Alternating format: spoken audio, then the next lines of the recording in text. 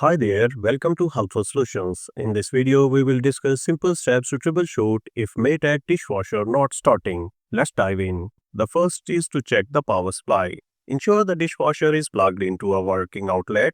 Verify that the circuit breaker hasn't tripped. Test the outlet with another device. Inspect the door latch. Open the dishwasher door and check the latch to make sure it's functioning. If the latch is broken or misaligned, it may need to be replaced. The next is to check the control panel and setting. Ensure the cycle and setting are correctly selected. Press the reset or cancel button to clear any previous errors. The next is to examine the door seal.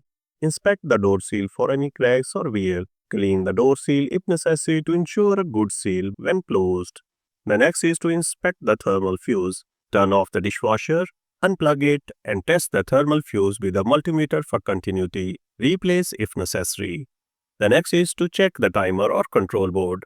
Inspect the dishwasher's control board or timer for damage. If the cycle is not advancing or the dishwasher is unresponsive, the control board may need to be replaced. The next is to examine the water supply valve. Ensure the water supply valve is fully open.